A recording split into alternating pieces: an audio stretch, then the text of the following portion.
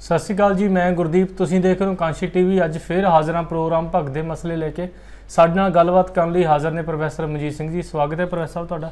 ਬਹੁਤ ਬਹੁਤ ਧੰਨਵਾਦ ਗੁਰਦੀਪ ਜੀ। ਪ੍ਰੋਫੈਸਰ ਸਾਹਿਬ, ਇੱਕ ਪਾਸੇ ਆਪਾਂ ਦੇਖੀਏ ਕਿ 15 ਅਗਸਤ ਹੁਣੀ ਲੰਘ ਕੇ ਗਈ ਆ, ਲੋਕਾਂ ਨੇ ਆਜ਼ਾਦੀ ਦੇ ਜਸ਼ਨ ਮਨਾਏ ਨੇ, ਸਾਰੇ ਦੇਸ਼ ਦੇ ਵਿੱਚ ਜਗ੍ਹਾ ਜਗ੍ਹਾ ਤੇ ਤਿਰੰਗੇ ਲਹਿਰਾਏ ਗਏ ਨੇ। ਤੇ ਦੂਜੇ ਪਾਸੇ ਆਪਾਂ ਦੇਖੀਏ ਕਈ ਜਗ੍ਹਾ ਦੇ ਵਿੱਚ ਜਿਹੜੀ ਹੁਣ ਵੀ ਸਾਡੀ ਜਿਹੜੀ ਸਰਕਾਰ ਆ, ਮੌਜੂਦਾ ਸਰਕਾਰ ਆ, ਆਪਾਂ ਦੇਖੀਏ ਜਿਹੜੀ ਨਫ਼ਰਤ ਦੀ ਰਾਜਨੀਤੀ ਆ, ਫਿਰਕੂ ਪ੍ਰਸਤੇ ਵਾਲੀ ਰਾਜਨੀਤੀ ਆ, ਉਹ ਵੀ ਜ਼ੋਰਾਂ ਸ਼ੋਰਾਂ ਤੇ ਵੱਧ ਰਹੀ ਆ। ਇਸੇ ਲੜੀ ਦੇ ਵਿੱਚ ਦੇਖੀਏ ਕਿ ਆਪਾਂ ਪਿਛਲੇ ਕੁਝ ਦਿਨਾਂ ਦੇ ਵਿੱਚ ਦੇਖਿਆ ਕਿ ਇੱਕ ਟ੍ਰੇਨ ਦੇ ਵਿੱਚ ਇੰਸੀਡੈਂਟ ਹੋਇਆ ਸੀ। ਉਸ ਤੋਂ ਬਾਅਦ ਨੂਹ ਦੇ ਵਿੱਚ ਜਿਹੜਾ ਹਰਿਆਣੇ ਦਾ ਮਵਾਤ ਏਰੀਆ, ਉੱਥੇ ਦੇਖਿਆ ਕਿ ਕਿਸ ਤਰੀਕੇ ਨਾਲ ਬਲਡੋਜ਼ਰਿੰਗ ਕਰਕੇ ਕੁਝ ਇੱਕ ਪਾਰਟੀਕੂਲਰ ਮੁਸਲਿਮ ਕਮਿਊਨਿਟੀ ਜਿਹੜੇ ਲੋਕ ਸੀ ਉਹਨਾਂ ਦੇ ਘਰ ਜਿਹੜੇ ਢਾਹੇ ਗਏ ਸੀ, ਇਹ ਕਹਿ ਕੇ ਕਿ ਉਹਨਾਂ ਨੇ ਦੰਗੇ ਭੜਕਾਏ ਹਨ। ਇਸ ਦੇ ਬਾਵਜੂਦ ਜਦੋਂ ਇਹਦੇ ਵਾਸਤੇ ਸਾਡੀ Punjab and Haryana high court ਨੇ ਸੂਮੋਟੋ ਐਕਸ਼ਨ ਲੈ ਕੇ ਉਹਨੂੰ ਰੋਕਿਆ ਗਿਆ ਸੀ ਤੇ ਇਸ ਨੂੰ ਐਥਨਿਕ ਕਲੀਨਿੰਗ ਦਾ ਵੀ ਜਿਹੜਾ ਨਾਮ ਦਿੱਤਾ ਗਿਆ ਸੀ। ਅੱਜ ਹੀ ਜਿਹੜੇ ਹਰਿਆਣੇ ਦੇ ਮੁੱਖ ਮੰਤਰੀ ਨੇ ਖੱਟੜ ਸਾਹਿਬ, ਉਹਨਾਂ ਨੇ ਕਿਹਾ ਕਿ ਐਥਨਿਕ ਕਲੀਨਿੰਗ ਨਹੀਂ ਸੀ, ਅਸੀਂ ਉਸੇ ਤਰੀਕੇ ਨਾਲ ਜਿਵੇਂ ਮੁਸਲਮਾਨਾਂ ਦੇ ਘਰ ਢਾਏ ਨੇ, ਕੁਝ ਹਿੰਦੂਆਂ ਦੇ ਵੀ ਢਾਏ ਨੇ। ਪਰ ਦੂਜੇ ਪਾਸੇ ਆਪਾਂ ਦੇਖੀਏ ਸੁਪਰੀਮ ਕੋਰਟ ਦਾ ਜਿਹੜਾ ਰਵੱਈਆ, ਸੁਪਰੀਮ ਕੋਰਟ ਨੇ ਪਿਛਲੇ ਦਿਨਾਂ ਦੇ ਵਿੱਚ ਜਿਹੜੇ ਐਕਸ਼ਨ ਲਏ ਨੇ ਉਹ ਸ਼ਲਾਘਾਯੋਗ ਨੇ। ਜ਼ਿਆਦਾਤਰ ਲੋਕਾਂ ਦਾ ਭਰੋਸਾ ਕੋਰਟਾਂ ਤੋਂ ਵੀ ਉੱਠ ਗਿਆ ਸੀ। ਦੇਖਿਆ ਸੀ ਕਿ 370 ਜਿਹੜਾ ਆਰਟੀਕਲ ਸੀ ਉਹਨੂੰ ਹਟਾਉਣ ਤੋਂ ਬਾਅਦ ਕਿਸ ਤਰੀਕੇ ਨਾਲ 2 ਅਗਸਤ ਤੋਂ ਲਗਾਤਾਰ ਹੀਅਰਿੰਗ ਹੋ ਰਹੀ ਸੀ ਤੇ ਉਹਦੇ ਵਿੱਚ ਵੀ ਸੁਪਰੀਮ ਕੋਰਟ ਦਾ ਜਿਹੜਾ ਰਵੱਈਆ ਸੀ ਉਹ ਇਹੀ ਕਿਹਾ ਗਿਆ ਸੀ, ਉਹ ਵੀ ਕਿਉਂਕਿ ਉਹ ਸਰਕਾਰ ਦੇ ਕਿਤੇ ਨਾ ਕਿਤੇ ਪਾਲੇ ਦੇ ਵਿੱਚ, ਮੌਜੂਦਾ ਸਰਕਾਰ ਦੇ ਪੱਖ ਦੇ ਵਿੱਚ ਭੁਗਤਦਾ ਸੀ। ਤੇ ਹੁਣ ਸੁਪਰੀਮ ਕੋਰਟ ਨੇ ਫਿਰ ਟਿੱਪਣੀ ਕੀਤੀ ਆ ਕਿ ਜਿਹੜੇ ਲੋਕ, ਜਿਵੇਂ ਹਰਿਆਣੇ ਦੀ ਗੱਲ ਕਰੀਏ, ਮਵਾਤ ਦੀ ਗੱਲ ਕਰੀਏ, ਉਹਦੇ ਵਿੱਚ ਕਈ ਲੋਕਾਂ ਨੇ ਪਟੀਸ਼ਨਾਂ ਪਾਈਆਂ ਨੇ ਇਸੇ ਇੰਸੀਡੈਂਟ ਦੇ ਬਾਬਤ। ਜਿਹੜੇ ਇੰਸੀਡੈਂਟ ਉੱਥੇ ਹੋ ਰਿਹਾ, ਬਜਰੰਗ ਦਲ ਵਾਲਿਆਂ ਦੀ ਰੈਲੀ ਸੀ, ਮੋਨੂ ਮਾਨੇਸ਼ਰ ਦਾ ਜਿਹੜੀ ਕਾਲ ਦਿੱਤੀ ਹੋਈ ਸੀ ਲੋਕਾਂ ਨੂੰ, ਜਿਹੜੇ ਭੜਕਾਊ ਭਾਸ਼ਣ ਸੀ, ਤੇ ਸੁਪਰੀਮ ਕੋਰਟ ਨੇ ਕਿਹਾ ਕਿ ਜਿਹੜੇ ਭੜਕਾਊ ਭਾਸ਼ਣ ਨੇ ਕਿਸੇ ਵੀ ਤਰੀਕੇ ਨਾਲ ਜ਼ਰੇ ਨਹੀਂ ਜਾਣਗੇ। ਪ੍ਰੋਫੈਸਰ ਸਾਹਿਬ, ਕੀ ਸੁਪਰੀਮ ਕੋਰਟ ਸੱਚਮੁੱਚ ਹੀ ਜਿਹੜੀ ਸੰਵਿਧਾਨ ਦੀ ਰਾਖੀ ਕਰ ਰਹੀ ਹੈ? ਨਹੀਂ, ਬਿਲਕੁਲ। ਇਸ ਵੇਲੇ ਜੇ ਕੋਈ ਰਾਖੀ ਹੋ ਰਹੀ ਹੈ ਤੇ ਉਹ ਤੇ ਸੁਪਰੀਮ ਕੋਰਟ ਹੀ ਕਰ ਰਹੀ ਹੈ। ਇਹ ਗੁਰਦੀਪ, ਬੜੇ ਦੁੱਖ ਨਾਲ ਕਹਿਣਾ ਪੈਂਦਾ ਕਿ ਜਿਨ੍ਹਾਂ ਲੋਕਾਂ ਨੂੰ ਅਸੀਂ ਸੱਤਾ 'ਚ ਲਿਆਉਂਦੇ ਹਾਂ ਉਹ ਸੰਵਿਧਾਨਕ ਕਦਰਾਂ ਕੀਮਤਾਂ ਨੂੰ ਭੁੱਲ ਕੇ ਆਪਣੀ ਰਾਜਨੀਤੀ 'ਤੇ ਉਤਰ ਆਉਂਦੇ ਆ, ਅਤੇ ਉਹੀ ਸਾਨੂੰ ਹੁਣ ਅੱਜ ਦੇਸ਼ ਦੇ ਵਿੱਚ ਵੱਡੇ ਪੱਧਰ 'ਤੇ ਦੇਖਣ ਨੂੰ ਮਿਲ ਰਿਹਾ ਆ। ਸੁਪਰੀਮ ਕੋਰਟ ਇਸ ਗੱਲ ਤੋਂ ਚਿੰਤਤ ਵੀ ਹੈ ਅਤੇ ਉਹ ਸਤਰਕ ਵੀ ਹੈ। ਉਹ ਗਾਹੇ ਬਗਾਹੇ ਇਹੋ ਜਿਹੇ ਟਿੱਪਣੀਆਂ ਵੀ ਕਰ ਰਹੇ ਆ, ਕਈ ਫੈਸਲੇ ਵੀ ਆ ਰਹੇ ਆ ਕਿ ਜੋ ਦੇਸ਼ ਦੇ ਅੰਦਰ ਧਾਰਮਿਕ ਸਦਭਾਵਨਾ ਜਿੰਨੀ ਵੀ ਬਚੀ ਹੋਈ ਆ ਉਸ ਨੂੰ ਕਿਵੇਂ ਬਚਾਇਆ ਜਾਏ। ਔਰ ਉਹਨਾਂ ਨੇ ਤੇ ਨਫ਼ਰਤੀ ਭਾਸ਼ਣਾਂ ਬਾਰੇ ਬਾਰ-ਬਾਰ ਗੁਰਦੀਪ ਜੀ ਉਹ ਕਹਿੰਦੇ ਆ ਕਿ ਜੇ ਇਹਦੇ 'ਤੇ ਕੋਈ ਸਖਤ ਕਦਮ ਨਹੀਂ ਉਠਾਏ ਗਏ ਜਾਂ ਸਰਕਾਰ ਜਿਹੜੇ ਵੀ ਕੋਈ ਇਹੋ ਜਿਹੇ ਨਫ਼ਰਤੀ ਭਾਸ਼ਣ ਹੈ ਉਹਨਾਂ ਨੂੰ ਤੁਰੰਤ ਦੰਡਿਤ ਨਾ ਕੀਤਾ ਗਿਆ, ਇਹ ਸੁਪਰੀਮ ਕੋਰਟ ਦਾ ਕਹਿਣਾ, ਤਾਂ ਫਿਰ ਦੇਸ਼ ਦੇ ਵਿੱਚ ਇੱਕ ਜਿਹੜਾ ਕਾਨੂੰਨ ਦੇ ਵਿੱਚ ਵਿਸ਼ਵਾਸ ਆ ਉਹ ਖਤਰੇ ਵਿੱਚ ਆ ਜਾਊਗਾ। ਪਰ ਗੁਰਦੀਪ ਜੀ, ਪਾਰਟੀਆਂ ਨੂੰ ਜਦ ਤੱਕ ਇਹ ਸਮਝ ਨਹੀਂ ਆਉਂਦੀ, ਜਾਂ ਜਿਹੜੀਆਂ ਰੂਲਿੰਗ ਕਰ ਰਹੀਆਂ ਪਾਰਟੀਆਂ ਦੀਆਂ ਸਰਕਾਰਾਂ ਨੂੰ ਇਹ ਸਮਝ ਨਹੀਂ ਆਉਂਦੀ ਕਿ ਦੇਸ਼ ਦੇ ਵਿੱਚ ਜੇ ਅਸੀਂ ਡੈਮੋਕ੍ਰੇਸੀ ਨੂੰ ਚੱਲਦੇ ਰੱਖਣਾ, ਸੰਵਿਧਾਨ ਦਾ ਰਾਜ ਜਾਂ ਕਾਨੂੰਨ ਦਾ ਰਾਜ ਜਾਰੀ ਰੱਖਣਾ, ਤਾਂ ਜੋ ਵੀ ਲੋਕ, ਭਾਵੇਂ ਉਹ ਕਿਸੇ ਵੀ ਸਮੁਦਾਇ ਦੇ ਹੋਣ, ਕਿਸੇ ਵੀ ਧਰਮ ਦੇ ਹੋਣ, ਉਹ ਜੋ ਜਿਹੜੀ ਧਰਮਾਂ ਦੇ ਵਿਚਾਲੇ ਜਾਂ ਜਾਤਾਂ ਦੇ ਵਿਚਾਲੇ ਜਾਂ ਫਿਰਕਿਆਂ ਦੇ ਵਿਚਾਲੇ ਜੋ ਇੱਕ ਸਦਭਾਵਨਾ ਹੁੰਦੀ ਆ, ਉਹਨੂੰ ਜਿਹੜਾ ਵੀ ਤੋੜਨ ਦਾ ਕੋਸ਼ਿਸ਼ ਕਰਦਾ, ਜੇ ਉਹਨੂੰ ਦੰਡਿਤ ਨਹੀਂ ਕੀਤਾ ਜਾਂਦਾ, ਇਹੀ ਸੁਪਰੀਮ ਕੋਰਟ ਦੀ ਚਿੰਤਾ ਕਿ ਤਾਂ ਫਿਰ ਜੇ ਇਸੇ ਤਰੀਕੇ ਨਾਲ ਅਸੀਂ ਲੋਕਾਂ ਨੂੰ ਆਪ ਉਧਰ ਆਪ ਕੰਮ ਕਰਨ ਦਿਆਂਗੇ, ਜੋ ਨੂਚ ਵੀ ਹੋਇਆ ਉਦੋਂ ਪਹਿਲਾਂ ਵੀ ਜਗ੍ਹਾ ਜਗ੍ਹਾ ਹੋ ਰਿਹਾ ਹੈ, ਕਈ ਸਾਲਾਂ ਤੋਂ ਹੋ ਰਿਹਾ, ਤਾਂ ਫਿਰ ਦੇਸ਼ ਦੇ ਵਿੱਚ ਆਉਣ ਵਾਲੇ ਸਮੇਂ ਦੇ ਵਿੱਚ ਅਸੀਂ ਰਾਜਨੀਤਿਕ ਸੰਕਟ 'ਤੇ ਖੜਾ ਕਰ ਹੀ ਸਕਦੇ ਹਾਂ। ਪਰ ਲੋਕਾਂ ਦੀ ਜਿਹੜੀ ਆਪਸੀ ਨਫ਼ਰਤ ਆ ਜਾਂ ਆਪਸੀ ਗੁੱਸਾ ਆ, ਉਹ ਇਹੋ ਜਿਹਾ ਵਿਰਾਟ ਰੂਪ ਲੈ ਸਕਦਾ ਕਿ ਦੇਸ਼ ਦੇ ਅੰਦਰ ਇੱਕ ਇਕੱਠੇ ਰਹਿਣਾ ਵੀ ਮੁਸ਼ਕਿਲ ਬਣ ਸਕਦਾ। ਉਹਦੀ ਇੱਕੋ ਇੱਕ ਉਦਾਹਰਨ ਸਾਨੂੰ ਨਜ਼ਰ ਆਉਣੀ ਚਾਹੀਦੀ ਹੈ, ਜੋ ਮਣੀਪੁਰ ਦੀ ਆ, ਛੋਟੀ ਜਿਹੀ ਗਲਤੀ ਜਿਹੜੀ ਕਿ ਪਿਛਲੇ ਉਹ ਕੁਝ ਮਹੀਨਿਆਂ ਤੋਂ, ਹੁਣ ਤੇ ਡਿਟੇਲ ਸਾਹਮਣੇ ਆ ਗਈ ਆ, ਕੁਝ ਮਹੀਨਿਆਂ ਤੋਂ ਚੱਲ ਰਹੀ ਸੀ ਔਰ ਹੌਲੀ ਹੌਲੀ ਉਹ ਆ ਕੇ ਮਈ ਦੇ ਵਿੱਚ ਇੱਕ ਵਿਸਫੋਟ ਬਣ ਗਈ। ਇਹੋ ਜਿਹੀ ਇੱਕ ਵੱਡੀ ਮੰਦਭਾਗੀ ਘਟਨਾ ਤੋਂ ਜਾਂ ਦੁਰਘਟਨਾ ਤੋਂ ਸਾਡੀਆਂ ਸਰਕਾਰਾਂ ਨੂੰ ਸਿੱਖਣਾ ਚਾਹੀਦਾ ਕਿ ਜੇ ਇਹ ਸਾਰੇ ਦੇਸ਼ ਦੇ ਵਿੱਚ ਇਹੋ ਜਿਹੀ ਕੋਈ ਗੱਲ ਨੂੰ ਅਸੀਂ ਸੌਖਿਆਂ ਹੀ ਅਲਾਓ ਕਰ ਦਿਆਂਗੇ ਤੇ ਕਿਸੇ ਨੂੰ ਦੰਡਿਤ ਨਹੀਂ ਕਰਾਂਗੇ, ਜੋ ਸੁਪਰੀਮ ਕੋਰਟ ਕਹਿ ਰਹੀ ਹੈ ਕਿ ਜਿਹੜੇ ਵੀ ਆਪਣੇ ਭੜਕਾਊ ਭਾਸ਼ਣ ਦਿੰਦੇ ਆ, ਲੋਕਾਂ ਦੇ ਵਿੱਚ ਨਫ਼ਰਤੀ ਭਾਸ਼ਣ ਦਿੰਦੇ ਆ, ਮਾਰ ਧਾੜ ਦੇ ਭਾਸ਼ਣ ਦਿੰਦੇ ਆ, ਕਾਨੂੰਨ ਦੇ ਵਿਰੁੱਧ ਗੁੰਡਾਗਰਦੀ ਵਰਗੀਆਂ ਗੱਲਾਂ ਕਰਦੇ ਆ ਤਾਂ ਫਿਰ ਮੁਸ਼ਕਲ ਹੋਊਗਾ ਆਉਣ ਵਾਲੇ ਸਮੇਂ ਦੇ ਵਿੱਚ ਗੁਰਦੀਪ ਸਾਰੇ ਲੋਕਾਂ ਨੂੰ ਇੱਕ ਸਮਝ ਲਓ ਸਾਂਝਾ ਸਮਾਜ ਦੇ ਤੌਰ ਤੇ ਦੇਖਣਾ। ਪਹਿਲਾਂ ਹੀ ਇਹੋ ਜਿਹਾ ਹਾਲਾਤ ਸਾਨੂੰ ਕਾਫੀ ਦੇਖਣ ਨੂੰ ਮਿਲ ਰਹੇ ਆ ਔਰ ਅਸੀਂ ਪਹਿਲਾਂ ਹੀ ਬਹੁਤ ਲੇਟ ਆ। ਚੋਣਾਂ 2024 ਦੇ ਆੜ ਦੇ ਵਿੱਚ ਇਹ ਨਾ ਹੋਏ ਕਿ ਅਸੀਂ ਕੁਛ ਦੇਸ਼ ਦੇ ਵਿੱਚ ਇਹੋ ਜਿਹੇ ਹਾਲਾਤ ਪੈਦਾ ਕਰ ਲਈਏ ਕਿ ਜਿਹੜੇ ਸਾਨੂੰ ਬਾਅਦ ਵਿੱਚ ਕੰਟਰੋਲ ਕਰਨੇ ਮੁਸ਼ਕਲ ਹੋ ਜਾਣ। ਜੀ ਪ੍ਰੋਫੈਸਰ ਸਾਹਿਬ, ਇਸੇ ਦੇ ਨਾਲ ਆਪਾਂ ਦੇਖੀਏ ਕਿ ਰਾਹੁਲ ਗਾਂਧੀ ਦਾ ਇੱਕ ਬਿਆਨ ਆਇਆ। ਰਾਹੁਲ ਗਾਂਧੀ ਨੇ ਕਿਹਾ ਕਿ ਜਿੰਨੀਆਂ ਵੀ ਸਰਕਾਰੀ ਸੰਸਥਾਵਾਂ ਨੇ, ਸਰਕਾਰੀ ਇੰਸਟੀਟਿਊਸ਼ਨਸ ਨੇ, ਚਾਹੇ ਉਹ ਫੌਜ ਹੋਵੇ ਜਾਂ ਫਿਰ ਹੋਰ ਜਿਹੜੇ ਅਦਾਰੇ ਨੇ, ਜ਼ਿਆਦਾਤਰ ਉਹਨਾਂ ਦੇ ਵਿੱਚ ਜਿਹੜੀ ਸ਼ਮੂਲੀਅਤ ਆ ਉਹਨੂੰ ਜਿਹੜਾ ਕੰਟਰੋਲ ਕੀਤਾ ਜਾ ਰਿਹਾ ਉਹ BJP RSS ਵੱਲੋਂ ਕੀਤਾ ਜਾ ਰਿਹਾ।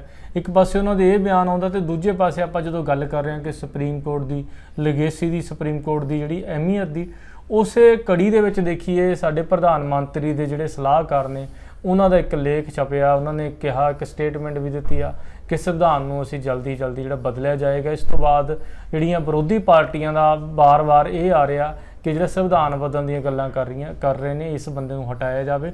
ਪਰ ਸੱਚਾਈ ਆਪਾਂ ਅਗਰ ਦੇਖੀਏ ਤਾਂ ਸੱਚਾਈ ਇਹੋ ਹੀ ਆ ਕਿ ਸੰਵਿਧਾਨ ਨੂੰ ਸਿੱਧੇ ਤਰੀਕੇ ਨਾਲ ਤਾਂ ਸੰਵਿਧਾਨ ਨੂੰ ਨਹੀਂ ਬਦਲਿਆ ਜਾ ਸਕਦਾ, ਪਰ ਜਿਹੜੀਆਂ ਸਰਕਾਰਾਂ ਦੀਆਂ ਨੀਤੀਆਂ ਨੇ ਉਹ ਸਰਕਾਰਾਂ ਦੀ ਨੀਤੀਆਂ ਇਹੋ ਜਿਹੀਆਂ ਹੀ ਨੇ ਕਿ ਉਹ ਕਿਤੇ ਨਾ ਕਿਤੇ ਇੱਦਾਂ ਲੱਗ ਰਿਹਾ ਕਿ ਜਿਵੇਂ ਉਹਨਾਂ ਨੇ ਤਿੰਨੋਂ ਹੁਣ ਜਿਹੜੇ ਕਾਨੂੰਨ ਸੀ, IPC, CRPC, ਐਵੀਡੈਂਸ ਐਕਟ ਆ, ਇਹਨਾਂ ਨੂੰ ਵੀ ਉਹਨਾਂ ਨੇ ਰਿਪਲੇਸ ਕਰ ਦਿੱਤਾ।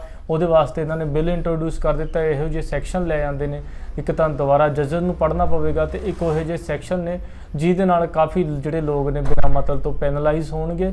ਤੇ ਇਸ ਤੋਂ ਇਲਾਵਾ ਆਪਾਂ ਗੱਲ ਕਰੀਏ ਜਿਹੜੀ ਉਹ ਪ੍ਰਧਾਨ ਮੰਤਰੀ ਦੇ ਸਲਾਹਕਾਰ ਦੀ ਪ੍ਰੋਫੈਸਰ ਸਾਹਿਬ ਟਿੱਪਣੀ ਸੀ, ਉਸ ਟਿੱਪਣੀ ਦੇ ਨਾਲ ਜਿਹੜੀ ਆ ਜਿਹੜੀ ਅੱਜ ਕੱਲ੍ਹ ਹਲਚਲ ਹੋ ਰਹੀ ਆ।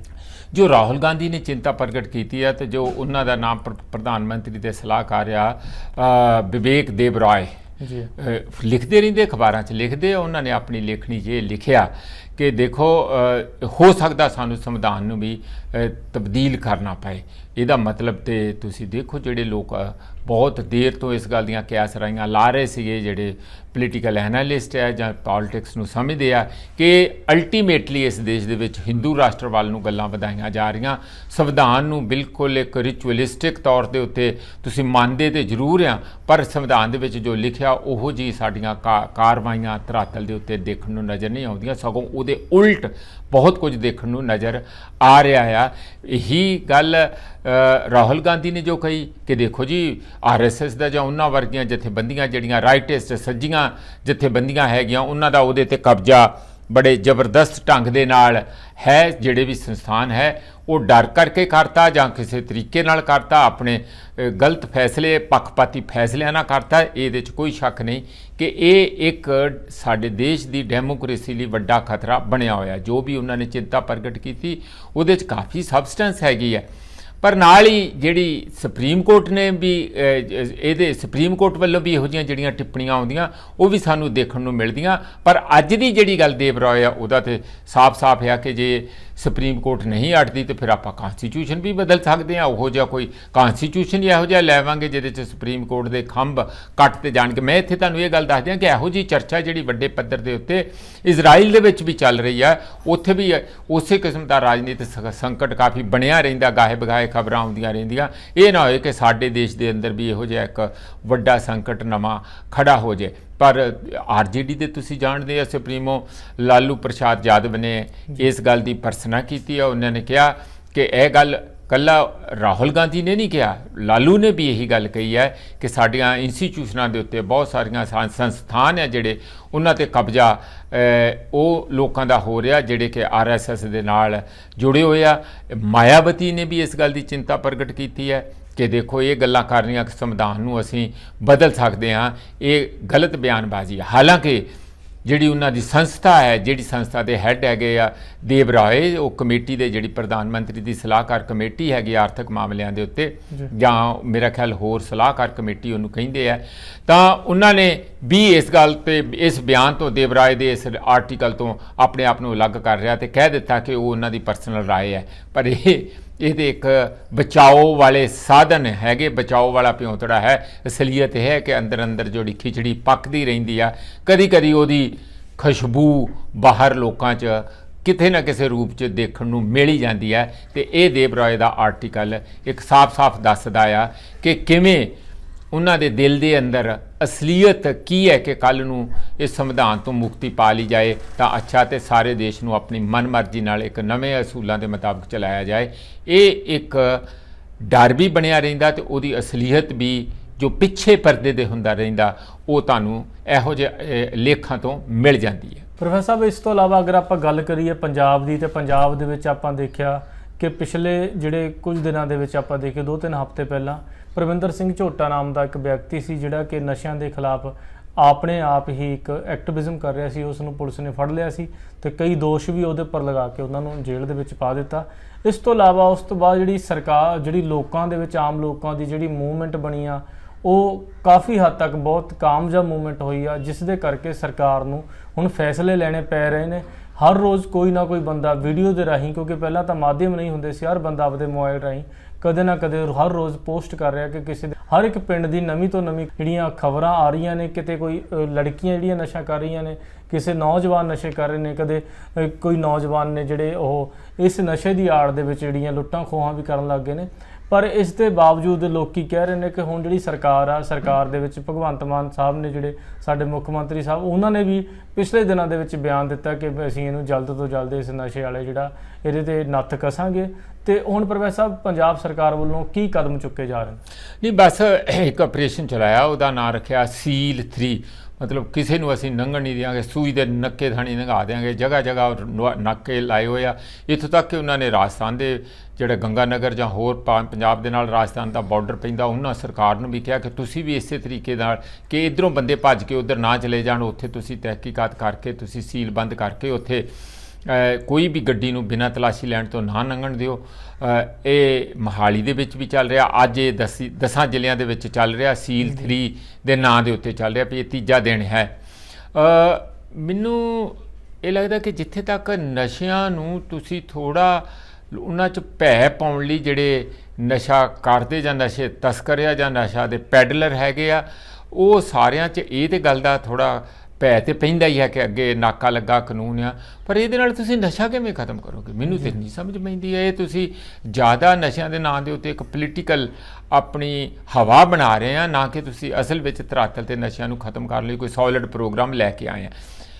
ਬੰਦੇ ਫੜ ਲੋਗੇ ਵੱਧ ਤੋਂ ਵੱਧ, ਫਿਰ ਕੀ ਆ? ਫਿਰ ਜੇਲ੍ਹ ਚਲੇ ਜਾਣਗੇ। ਜੇਲ੍ਹ 'ਚ ਸਗੋਂ ਮਹਿੰਗੇ ਨਸ਼ੇ ਮਿਲਦੇ ਆ, ਉਹਨਾਂ ਨੂੰ ਦੁੱਗਣੇ ਪੈਸੇ ਦੇ ਕੇ ਨਸ਼ਾ ਉਹ ਲੈਂਦੇ ਆ, ਉਹ ਜੇਲ੍ਹ 'ਚ ਵੀ ਮਿਲਦਾ ਆ। ਇਹ ਕਿਸ ਤਰੀਕੇ ਨਾਲ ਨਸ਼ਾ ਇੰਝ ਖਤਮ ਹੋਊਗਾ?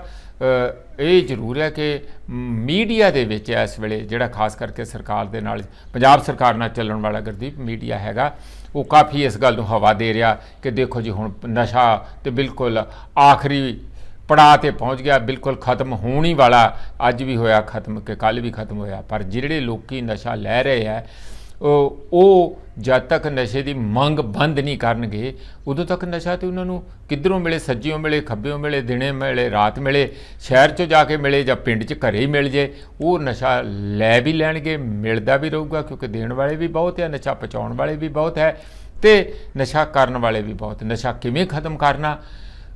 ਕੱਲਾ ਸਪਲਾਈ ਸਾਈਡ ਤੋਂ ਖਤਮ ਕਰਕੇ ਖਤਮ ਨਹੀਂ ਹੋਣਾ।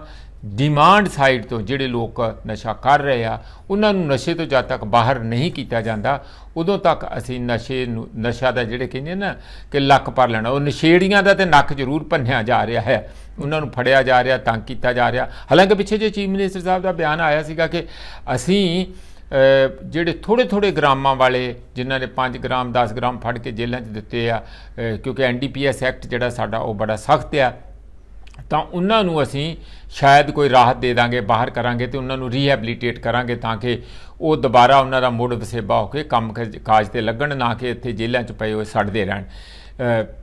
ਪਰ ਆਪਾਂ ਬਹੁਤ ਵਾਰੀ ਪਹਿਲਾਂ ਵੀ ਡਿਸਕਸ ਕਰ ਚੁੱਕੇ ਹਾਂ, ਇਹ ਜਦ ਤੱਕ ਸਮਾਜ ਨੂੰ, ਪੰਚਾਇਤਾਂ ਨੂੰ ਜਾਂ ਹੋਰਨਾਂ ਲੋਕਾਂ ਨੂੰ ਨਾਲ ਲੈ ਕੇ ਇਸ ਚੀਜ਼ ਨੂੰ ਇੰਸਟੀਟਿਊਸ਼ਨਲ ਬੈਕਅਪ, NGOs ਨੂੰ, ਈਵਨ ਜਿਹੜੇ ਵੀ ਲੋਕ ਕੰਸ਼ੈਂਸੀਅਸ ਲੋਕ ਆ ਉਹਨਾਂ ਨੂੰ ਨਾਲ ਲੈ ਕੇ, ਜਿਹੜੇ ਜਗ੍ਹਾ 'ਤੇ ਕਈ ਜਗ੍ਹਾ 'ਤੇ ਆਪਣੇ ਨਾਕੇ ਵੀ ਲਾਈ, ਪੰਚਾਇਤਾਂ ਦੇ ਵਿੱਚ ਪਿੰਡੋ ਪਿੰਡੀ ਠੀਕਰੀ ਪੈਰਾ ਵੀ ਲਾਈ ਬੈਠੇ ਆ ਲੋਕ, ਉਹਨਾਂ ਸਾਰਿਆਂ ਦਾ ਸਾਥ ਲੈ ਕੇ ਅਸੀਂ ਇੱਕ ਇਸ ਤਰੀਕੇ ਨਾਲ ਘਟਾ ਸਕਦੇ ਹਾਂ ਕਿ ਸਪਲਾਈ ਘੱਟ ਹੋਵੇ, ਪਰ ਉਹਦੇ ਨਾਲ ਵੀ ਜ਼ਿਆਦਾ ਇਫੈਕਟਿਵ ਇਹ ਹੋਊਗਾ ਕਿ ਡਿਮਾਂਡ ਘਟੇ। ਤੀਜਾ ਇਹ ਹੋਊਗਾ ਕਿ ਜਿਹੜੇ ਆਲਰੇਡੀ ਲੈ ਰਹੇ ਆ ਡਿਮਾਂਡ ਤਾਂ ਘਟੂਗੀ ਕਿ ਜੇ ਅਸੀਂ ਉਹਨਾਂ ਦਾ ਮੁੜ ਵਸੇਬਾ, ਉਹਨਾਂ ਨੂੰ ਨਸ਼ਿਆਂ ਤੋਂ ਹੌਲੀ ਹੌਲੀ ਦੂਰ ਕਰਕੇ ਕੁਝ ਵਿਕਲਪਿਕ ਉਹਨਾਂ ਨੂੰ ਜੀਵਨ ਦਾ ਅੰਗੇਜਮੈਂਟ ਦਈਏ, ਉਹਨਾਂ ਨੂੰ ਕੋਈ ਰੁਜ਼ਗਾਰ ਦਈਏ, ਉਹਨਾਂ ਨੂੰ ਕਿਤੇ ਚੰਗਾ ਜੀਵਨ ਦੀ ਜੀਣ ਦੀ ਉਮੀਦ ਦਈਏ, ਤਾਂ ਹੀ ਉਹ ਨਸ਼ੇ ਤੋਂ ਬਾਹਰ ਆ ਕੇ ਦੁਬਾਰਾ ਨਸ਼ੇ ਵੱਲ ਨਹੀਂ ਜਾਣਗੇ। ਕੱਲਾ ਨਸ਼ੇ ਨੂੰ ਛਡਾ ਦੇਣਾ, ਜਿਹੜੀਆਂ ਵਿਕਲਪਿਕ ਥੋੜ੍ਹੀਆਂ ਅਲਟਰਨੇਟਿਵ ਮੈਡੀਸਨ ਹੈ, ਸਿਸਟਮ ਹੈ, ਉਹ ਵੀ ਘੱਟ ਨਸ਼ਾ ਹੀ ਹੁੰਦਾ ਹੈ।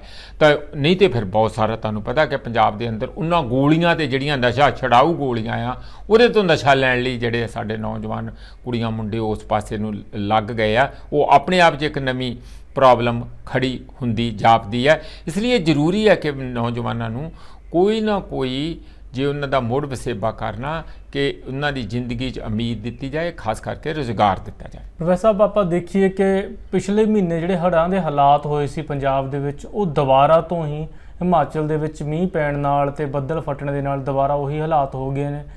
ਭਾਖੜਾ ਵਾਲਾ ਪਾਣੀ ਦੁਬਾਰਾ ਛੱਡਿਆ ਗਿਆ ਸੀ ਪੰਜਾਬ ਦੇ ਕਈ ਜ਼ਿਲ੍ਹਿਆਂ ਦੇ ਵਿੱਚ, ਗੁਰਦਾਸਪੁਰ ਹੋ ਗਿਆ, ਇੱਧਰ ਫਿਰੋਜ਼ਪੁਰ ਹੋ ਗਿਆ, ਕਈ ਪਿੰਡਾਂ ਦੇ ਹਾਲਾਤ ਬੜੇ ਮਾੜੇ ਨੇ।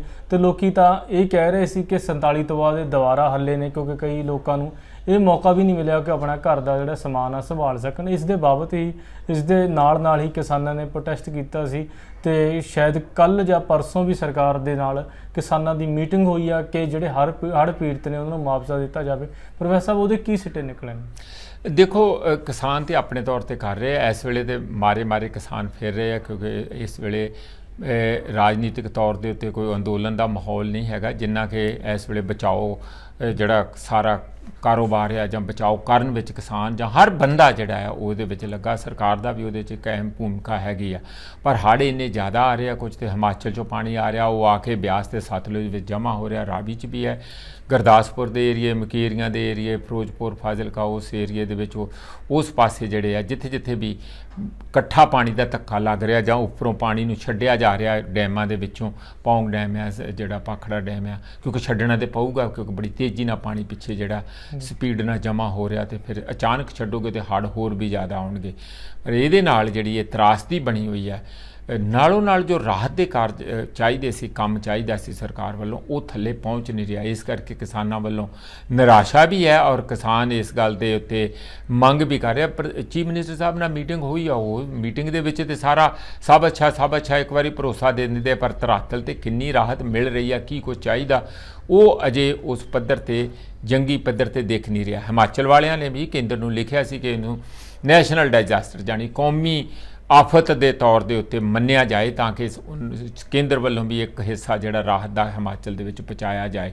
ਉਹ ਤੇ ਉਹਨਾਂ ਨੇ ਲਿਖਿਆ ਹੀ ਰਹਿ ਗਿਆ, ਪਰ ਉਹਨਾਂ ਨੇ ਆਪਣੀ ਇਸ ਸੂਬੇ ਦੀ ਮਾਰ, ਮਤਲਬ ਜਿਹੜੀ ਕਿ ਪੂਰਾ ਸੂਬਾ ਉਹਨੂੰ ਸਟੇਟ ਵੱਲੋਂ ਇੱਕ ਵੱਡੀ ਡਿਜ਼ਾਸਟਰ ਕਰਾਰ ਦੇ ਕੇ ਤੇ ਖੁੱਲ੍ਹੇ ਪੈਸੇ ਲੋਕਾਂ ਨੂੰ ਦੇਣ ਦੀ ਕੀਤੀ ਜਾ ਰਹੀ ਹੈ। 171 ਕੇ ਕਿੰਨੇ ਬੰਦੇ ਮੈਂ ਪੜ੍ਹ ਰਿਹਾ ਸੀ ਹੁਣ ਤੱਕ ਮਰ ਗਏ। ਇੱਥੋਂ ਤੱਕ ਕਿ Shimla institute of advance study ਜਿਹੜਾ ਇੰਨਾ, ਜਿੱਥੇ ਰਾਸ਼ਟਰਪਤੀ ਕਿਸੇ ਵੇਲੇ ਅੰਗਰੇਜ਼ ਰਾਜ ਕਰਦੇ ਸੀ, ਉਹ ਰਾਸ਼ਟਰਪਤੀ ਨਿਵਾਸ ਹੈਗਾ ਆ, ਜਿਹੜੀ ਉਹਨਾਂ ਦੀ ਸਮਰ ਕੈਪੀਟਲ ਹੁੰਦੀ ਸੀ, ਉਹਦੇ ਨੇੜੇ ਵੀ ਕੁਛ ਟਿੱਗਾਂ ਡਿੱਗੀਆਂ ਮੈਂ ਦੇਖ ਰਿਹਾ ਸੀਗਾ। ਉਹਨਾਂ ਨੇ ਹਾਲਾਂਕਿ ਕੋਸ਼ਿਸ਼ ਕੀਤੀ, ਇੱਕ ਮੰਦਿਰ ਦੇ ਥੱਲੇ ਅਜੇ ਵੀ 6 ਲੋਕ ਦੱਬੇ ਹੋਏ। ਹਿਮਾਚਲ ਦੇ ਵਿੱਚ ਵੀ ਇਸ ਕਿਸਮ ਦੇ ਕਾਫੀ ਤਬਾਹੀ ਆ, ਬਾਰ-ਬਾਰ ਕਲਾਊਡ ਬਸਟ ਹੋ ਜਾਣਾ, ਬਾਰ-ਬਾਰ ਜਿਹਨੂੰ ਬੱਦਲ ਫਟ ਜਾਣਾ ਕਹਿੰਦੇ, ਜਾਣੀ ਅਚਾਨਕ ਵੱਡੇ ਪੱਧਰ ਤੇ ਪਾਣੀ ਡਿੱਗ ਜਾਣਾ, ਉਹਦੇ ਨਾਲ ਘਰਾਂ ਦਾ, ਮਾਲ ਦਾ, ਜਾਨਾਂ ਦਾ ਨੁਕਸਾਨ ਹੋ ਰਿਹਾ। ਔਰ ਉਹੋ ਹੀ ਪਾਣੀ ਗਾਂ ਜਦੋਂ ਦਰਿਆਵਾਂ ਰਾਹੀਂ ਪੰਜਾਬ ਦੇ ਵਿੱਚ ਆ ਰਿਹਾ ਤਾਂ ਉਹ ਇੱਥੇ ਵੀ ਤਬਾਹੀ ਕਰ ਰਿਹਾ। ਚੰਗੀ ਗੱਲ ਹੈ ਕਿ ਕਿਸਾਨਾਂ ਨੂੰ ਜਿਹੜਾ ਗੁਰਦੀਪ ਭਰੋਸਾ ਦਿੱਤਾ ਹੈਗਾ ਚੀਫ ਮਿਨਿਸਟਰ ਸਾਹਿਬ ਨੇ ਕਿ ਤੁਸੀਂ ਜਿਹੜੀ ਰੇਤਾ ਬਜਰੀ ਜਿਹੜੀ ਤੁਹਾਡੇ ਖੇਤਾਂ 'ਚ ਜ਼ਿਆਦਾ ਹੜ੍ਹਾਂ ਨੇ ਇਕੱਠੀ ਕਰ ਦਿੱਤੀ ਆ, ਉਹ ਅਸੀਂ ਇਸ ਗੱਲ ਨੂੰ ਅਲਾਓ ਕਰਾਂਗੇ ਕਿ ਉਹ ਕਿਸਾਨ ਆਪਣੇ ਆਪ ਸਾਡੀ ਬਿਨਾਂ ਇਜਾਜ਼ਤ ਤੋਂ ਰਿਮੂਵ ਕਰ ਸਕਦੇ ਆ। ਹੁਣ ਇਹਦੇ ਨਾਲ ਨਵੇਂ ਮਸਲੇ ਕੀ ਖੜੇ ਹੋਣਗੇ, ਕਿੱਥੇ ਕੀ ਬਣੂਗਾ, ਉਹ ਤਾਂ ਹੁਣ ਬਾਅਦ ਦੀਆਂ ਗੱਲਾਂ ਹੈਗੀਆਂ। ਵੈਸੇ ਇੱਕ ਜਿਸ ਤਰ੍ਹਾਂ ਜ਼ੀਰਾ ਫੈਕਟਰੀ ਦਾ ਵੀ ਉਹਨਾਂ ਨੇ ਉਸ 'ਤੇ ਵੀ ਮੰਗ ਰੱਖੀ ਹੋਈ ਸੀ, ਉਹ ਵੀ ਉਹਨਾਂ ਨੇ ਕਿਹਾ ਕਿ ਅਸੀਂ ਉਹਨੂੰ ਦੁਬਾਰਾ ਨਹੀਂ ਚਲਾਉਂਦੇ। ਰਾਹਤ ਜਿਹੜਾ ਵੀ ਰਾਹਤ ਦਾ ਕੰਮ ਆ ਉਹਨੂੰ ਛੇਤੀ ਸਿਰੇ ਲਾਇਆ ਜਾਏ, ਥੱਲੇ ਤੱਕ ਰਾਹਤ ਪਹੁੰਚਾਈ ਜਾਏ, ਇਹੋ ਜਿਹੀਆਂ ਮੰਗਾਂ ਸੀ, ਭਰੋਸਾ ਦਿੱਤਾ। ਪਰ ਰੋਜ਼ ਇੰਨਾ ਵੱਡੇ ਪੱਧਰ ਦੇ ਉੱਤੇ ਕਿਤੇ ਇੱਧਰ ਪਾਣੀ ਕਿਤੇ ਉੱਧਰ ਪਾਣੀ ਆ ਜਾਂਦਾ ਆ। ਰੋਜ਼ ਤੁਸੀਂ ਫੋਟੋਆਂ ਦੇਖਦੇ ਆ, ਬੜੀਆਂ ਚੌਂਕਾ ਦੇਣ ਵਾਲੀਆਂ ਫੋਟੋਆਂ ਆ ਰਹੀਆਂ ਆ ਪੰਜਾਬ ਦੇ ਉੱਤੋਂ। ਇਸ ਰੀਜਨ ਦੇ ਵਿੱਚ ਬਾਰਡਰ ਦੇ ਏਰੀਆ ਕਹਿ ਲਓ ਤੁਸੀਂ, ਹੁਸ਼ਿਆਰਪੁਰ ਦਾ, ਗੁਰਦਾਸਪੁਰ ਦਾ ਏਰੀਆ, ਇਸ ਏਰੀਏ ਦੇ ਵਿੱਚ ਕਾਫੀ ਤਬਾਹੀ ਹੋ ਰਹੀ ਹੈ। ਇੱਕ ਕੋਈ ਕਹਿੰਦੇ ਨੰਬਰ ਵੀ ਦਿੱਤਾ ਆ ਕਿ ਜਿੱਥੇ ਜਿੱਥੇ ਕੋਈ ਹੋਏ ਗੱਲਾਂ ਨਹੀਂ ਸੁਣਦੇ ਸਾਡੀਆਂ, ਅਸੀਂ ਜਿੱਥੇ ਕਹਿੰਦੇ ਆ ਕਿ ਉੱਥੇ ਉਹ ਇੱਕ ਸਰਕਾਰ ਵੱਲੋਂ ਇਹ ਤਾਂ ਚੰਗੀ ਗੱਲ ਆ, ਪਰ ਨੰਬਰ ਦਾ ਕੌਣ ਸੁਣੂਗਾ ਕੌਣ ਨਹੀਂ ਸੁਣੂਗਾ। ਜਿਸ ਤਰ੍ਹਾਂ ਨਸ਼ਿਆਂ ਵਿਰੁੱਧ ਵੀ ਉਹ ਕਹਿੰਦੇ, ਕਿਸਾਨਾਂ ਨੇ ਕਿਹਾ ਕਿ ਅਸੀਂ ਜੋ ਕੁਝ ਕਹਿੰਦੇ ਆ ਤਾਂ ਉੱਥੇ ਸਾਡੀ ਕੋਈ ਸੁਣਦਾ, ਉਹਨਾਂ ਨੇ ਕਿਹਾ ਕਿ ਚਲੋ ਅਸੀਂ ਇੱਕ ਨੰਬਰ ਜਾਰੀ ਕਰਦੇ ਨੇ। ਇਸ ਕਿਸਮ ਦਾ ਬੜੀ ਡਿਟੇਲ ਮੀਟਿੰਗ, ਹੋਰ ਗੱਲਾਂ ਕਿਸਾਨਾਂ ਵੱਲੋਂ ਵੀ ਹੋਈਆਂ। ਕਿਸਾਨ ਕਿਉਂਕਿ ਪਿੰਡਾਂ ਵਿੱਚ ਜ਼ਿਆਦਾ ਨੁਕਸਾਨ ਫਸਲਾਂ ਦਾ ਬਹੁਤ ਹੋਇਆ ਆ। ਕੁਦਰਤੀ ਹੈ ਕਿ ਕੱਲ੍ਹ ਨੂੰ ਫੇਰ ਉਹ ਕਿਰਤੀ ਕਿਸਾਨ ਵਾਲੇ ਜਿਹੜੇ ਨਹੀਂ, ਕਿਸਾਨ ਮਜ਼ਦੂਰ ਸੰਘਰਸ਼ ਕਮੇਟੀ ਵਾਲੇ, ਇੱਕ ਹੋਰ ਵੀ ਯੂਨੀਅਨ ਵਾਲੇ ਸੀਗੇ ਆ, ਏਕਤਾ ਆਜ਼ਾਦ, BKU ਏਕਤਾ ਆਜ਼ਾਦ ਵਾਲੇ, ਉਹ ਮਿਲੇ ਆ। ਔਰ ਜੇ ਢਿੱਲ ਢਾਲ ਜੀ ਰਹੀ ਜਿਸ ਤਰੀਕੇ ਨਾਲ ਕਿ ਹਿਮਾਚਲ, ਅਨਲਾਈਕ ਹਿਮਾਚਲ ਜਿੱਥੇ ਕਿ ਉਹ ਕਾਫੀ ਐਕਟਿਵ ਲੱਗਦੇ ਆ, ਹਾਲਾਂਕਿ ਉੱਥੇ ਵੀ ਤਬਾਹੀ ਬਹੁਤ ਹੋਈ ਹੈ, ਫਿਰ ਜਿਉਂ ਹੀ ਇਹ ਸ਼ਾਂਤੀ ਹੁੰਦੀ ਹੈ, ਜਿਉਂ ਹੀ ਮੀਂਹ ਥੋੜ੍ਹਾ ਰਿਸੀਡ ਕਰਦਾ ਘਟਦਾ ਆ, ਤਾਂ ਮੈਨੂੰ ਲੱਗਦਾ ਕਿ ਕਿਸਾਨਾਂ ਵੱਲੋਂ ਫਿਰ ਸਰਕਾਰ ਦੇ ਵਿਰੁੱਧ ਜਿਹੜੇ ਵਿਸ਼ਾਲ ਪ੍ਰੋਟੈਸਟ ਤੁਹਾਨੂੰ ਦੇਖਣ ਨੂੰ ਮਿਲਣਗੇ। ਜੀ ਬਹੁਤ ਬਹੁਤ ਧੰਨਵਾਦ ਪ੍ਰੋਫੈਸਰ ਸਾਹਿਬ। ਇਹ ਸੀ ਅੱਜ ਦੇ ਜਿਹੜੇ ਮਸਲੇ, ਤੇ ਅਗਲੇ ਪ੍ਰੋਗਰਾਮ ਦੇ ਵਿੱਚ ਅਸੀਂ ਕੁਝ ਨਵੇਂ ਮੁੱਦੇ ਲੈ ਕੇ ਆਵਾਂਗੇ। ਉਦੋਂ ਤੱਕ ਬਣੇ ਰਹਿਣ ਲਈ ਧੰਨਵਾਦ। ਹਰ ਤਰ੍ਹਾਂ ਦੀ ਖਬਰ ਸਭ ਤੋਂ ਪਹਿਲਾਂ ਵੇਖਣ ਲਈ ਸਬਸਕ੍ਰਾਈਬ ਕਰੋ ਚੈਨਲ ਕਾਂਸ਼ੀ ਟੀਵੀ। ਹਰ ਅਪਡੇਟ ਦਾ ਸੰਕੇਤ ਮਿਲਦਾ ਰਹੇ, ਦਬਾਓ ਬੈਲ ਆਈਕਨ ਅਤੇ ਲਾਈਕ ਕਰੋ ਫੇਸਬੁੱਕ ਪੇਜ ਕਾਂਸ਼ੀ ਟੀਵੀ।